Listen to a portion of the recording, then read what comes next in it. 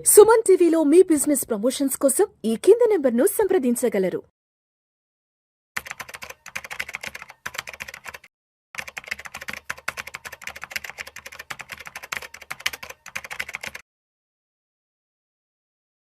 Hello everyone, I'm Madhavi Reddy, I'm financial planar.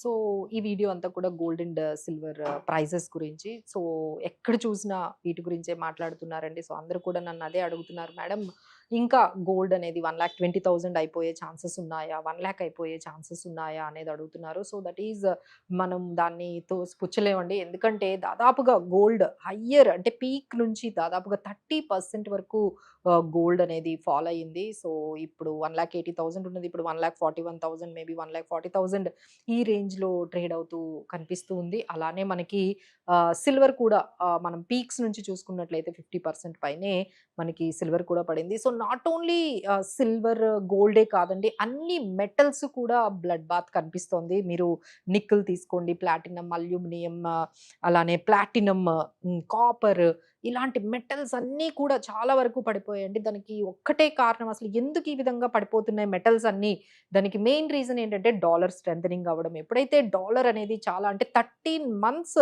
హైలో dollar index trade అవుతుందండి. దాదాపుగా 101.40 దగ్గర డాలర్ అనేది చాలా స్ట్రాంగ్గా ట్రేడ్ అవుతుంది. ఎప్పుడైతే డాలర్ స్ట్రాంగ్ అవుతుందో సో ఇమీడియట్గా గోల్డ్ అనేది, ఈ మెటల్స్ అనేవి ఒక్కసారిగా పడిపోతూ ఉన్నాయి. సో దీంతో పాటు ఇంకొక biggest negative for gold and సిల్వర్కి ఏంటి అంటే ఫెడ్ రేట్ హైక్. సో ఇప్పుడే మనకి న్యూస్ అనేది వచ్చింది. సో ఇన్ఫ్లేషన్ అనేది యూఎస్లో చాలా అంటే 3 మంత్స్ హైకి ఇన్ఫ్లేషన్ అనేది యూఎస్లో పెరిగిపోయింది. సో దానివల్ల అంటే దాదాపుగా 4%, ఇంకా అది 4.5% వరకు పెరుగుతూ ఉంది. సో ఈ విధంగా యూఎస్లో కానీ ఇన్ఫ్లేషన్ పెరుగుతూ ఉంటే సో ఇమీడియట్గా ఫెడ్ రేట్ హైక్ అనేది తప్పదు అన్నట్టుగా కనిపిస్తుంది. ఎప్పుడైతే ఫెడ్ రేట్ హైక్ అనేది ఆ న్యూస్ వచ్చిందో ఇమ్మీడియట్‌గా దానివల్ల ఏమవుతుందంటే గోల్డ్ అనేది ఇంకా నెగెటివ్ అయిపోతుందండి. ఎందుకంటే డాలర్ స్ట్రాంగ్ అవ్వడంతో పాటు అక్కడ బాండ్ డీల్స్ కూడా మంచి రిటర్న్స్ వస్తూ ఉంటే సో ఇన్వెస్ట్‌మెంట్స్ అన్నీ కూడా ఇక ఇంకా సేఫెస్ట్ హెవెన్ అయినా ఈ డాలర్లలో పెట్టుకోవడం, ఇంకా సేఫెస్ట్ హెవెన్ అయినా మనకి ఈ యూఎస్ ట్రెజరీ బాండ్ ఈల్డ్స్‌లో పెట్టుకోవడం అనేది మనకి ఎక్కువగా ఇంట్రెస్ట్ అనేది చూపిస్తారు. ఇప్పుడు మనకి యూఎస్, ఇరాన్, ఇజ్రాయెల్ ఈ ట్రయో వార్ గాని లేకపోతే ఈ జియో పొలిటికల్ టెన్షన్స్ కూడా చాలా వరకు తగ్గిపోయాయండి. సో రిస్క్ కూడా తగ్గిపోయింది. సో గోల్డ్ నుంచి అంతా కూడా మనీ అనేది వెళ్ళిపోతున్నట్టుగా కనిపిస్తుంది. స్ట్రెయిట్ ఆఫ్ హార్మోస్ కూడా చాలా వరకు నార్మల్ అయిపోయింది. క్రూడ్ ఆయిల్ కూడా దాదాపుగా అంటే వార్‌కు ముందు ఎలాంటి ప్రైజెస్ ఉన్నాయో, అలాంటి ప్రైజెస్‌కే క్రూడ్ ఆయిల్ కూడా $72కి వచ్చేసింది. సో దాదాపుగా రిస్క్స్ అన్నీ కూడా తగ్గిపోగానే సో గోల్డ్ నుంచి అంతా మూవ్ అయిపోతున్నట్టుగా కనిపిస్తుంది. సో ఎక్కడ చూసినా ప్రాఫిట్ బుకింగ్, లేకపోతే మిగతా ఎక్కడైనా లాసెస్ వస్తే దాన్ని మార్జిన్ అవుట్ చేసుకోవడానికి ఈ గోల్డ్‌ని, సిల్వర్‌ని కూడా దాదాపుగా చాలా వరకు సెల్ చేస్తున్నారు. సో మా దగ్గర కూడా మేము కూడా కంటిన్యూస్‌గా రివ్యూ చేస్తూ ఉంటామండి మా క్లయింట్స్‌కి. సో చాలామంది గోల్డ్, సిల్వర్ ఈటీఎఫ్స్‌లో ఉన్నారు. అవన్నీ కూడా నెగెటివ్‌లో కనిపించడం మొదలైంది. అలానే మనకి వేరే అంటే గోల్డ్ సంబంధించిన ఈ గోల్డ్ ఈటీఎఫ్స్ ఇవన్నీ కూడా నెగెటివ్స్‌లో కనిపించగానే ఇమ్మీడియేట్‌గా మళ్ళీ అప్పుడు గోల్డ్‌లో పెట్టించండి, సిల్వర్‌లో పెట్టించండి అనే క్లయింట్స్ అందరూ కూడా, మేడం ఇప్పుడు ఏం చేయాలి? వీటిల్ని ఇప్పుడంతా గోల్డ్ తగ్గిపోతుందంటున్నారు. నిజంగానే 1,00,000 వరకు వెళ్ళిపోతుందా? 1,20,000 వరకు వెళ్ళిపోతుందా? అంటే అసలు మేము ప్రైస్ అనేది ఏం చెప్పం గానండి. బట్ ఓవరాల్‌గా గోల్డ్ అండ్ సిల్వర్ అవుట్‌లుక్ అయితే కొంచెం, ఎస్పెషల్లీ గోల్డ్ అవుట్‌లుక్ అయితే కొంచెం నెగెటివ్‌గానే మనకి కనిపిస్తుంది. సో దేర్ ఈస్ లైక్ అంటే ఇమ్మీడియేట్‌గా అప్ మూవ్ అయితే ఏమీ కనిపించటం లేదు. సో దానికి కారణాలైతే మనం ఆల్రెడీ చెప్పాము. యూఎస్ స్ట్రాంగ్ అవ్వడము, బాండ్ డీల్స్ పెరగడము, ఫెడ్ రేట్ హైక్ అనేదని ఇవన్నీ రీజన్స్ చెప్పినప్పుడు సో గోల్డ్ అనేది చాలా నెగెటివ్‌గానే ప్రస్తుతానికి ట్రెండ్ అయితే ఉంటుందండి. సో ఎవరైతే పీక్‌లో ఈ సిల్వర్ ఈటీఎఫ్స్, గోల్డ్ ఈటీఎఫ్స్ తీసుకున్నారో దాదాపుగా 40% తర్వాత 30% కూడా మీకు నెగెటివ్‌లో కనిపించే అవకాశాలున్నాయి. సో ఇప్పుడు ఏం చేయాలి?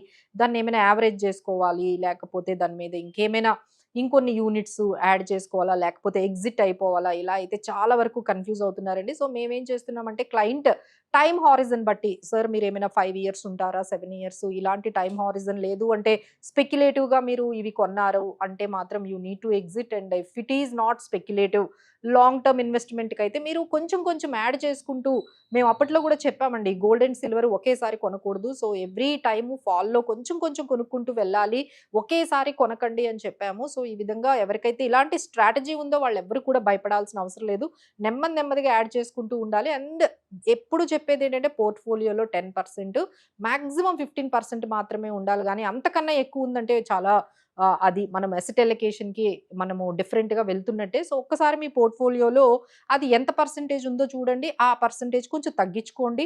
మీకు లాంగ్ టర్మ్ పర్స్పెక్టివ్ ఉంటే కొంచెం మళ్ళీ ఇక్కడి నుంచి బయింగ్ ఆపర్చునిటీ లాగా తీసుకొని కొంచెం కొంచెం మళ్ళీ ఎవ్రీ మంత్ ఈటీఎఫ్స్‌లో, గోల్డ్ ఈటీఎఫ్స్‌లో మీరు ఎస్ఐపి లాగా కంటిన్యూ చేసుకున్న వాళ్ళకైతే ఎటువంటి ప్రాబ్లమ్ లేదండి. కానీ స్ట్రాటజీ లేకుండా గోల్డ్ అండ్ సిల్వర్‌లో వెళ్ళిపోయే వాళ్ళకి మాత్రం ఇది చాలా చాలా లైక్ మనము నెగెటివ్ న్యూస్ అనే చెప్పొచ్చు. ఫిజికల్‌గా ఎవరైతే కొనుక్కోబోతున్నారో మ్యారేజెస్ సీజన్‌లో వాళ్ళందరికీ కూడా this is very good news. So ఒక్కసారిగా వాళ్ళ టెన్షన్ అంతా కూడా, వాళ్ళ బడ్జెట్ అంతా కూడా కొంచెం అయితే రిలీఫ్ అయితే వచ్చిందండి. బట్ ఒక్కసారిగా అయితే 1,20,000కి వెళ్ళిపోయే ఛాన్సెస్ లేవు గానీ, ఒక 10,000, 20,000 అయితే ఇమ్మీడియేట్‌గా కొంచెం ఈ ఫెడ్ రేట్ క్లారిటీ వచ్చేంత వరకు కూడా ఈ విధంగా గోల్డ్ ఈ రకమైన ఈ సెల్లింగ్ ప్రెషర్‌లోనే ఉండే అవకాశాలైతే కనిపిస్తున్నాయి. We have to wait and watch Fed rate hike అనేది జరుగుతుందా? జరగదా? అనే దాని మీదే మనకి నెక్స్ట్ గోల్డ్ మూవ్ అనేది కనిపిస్తుంది.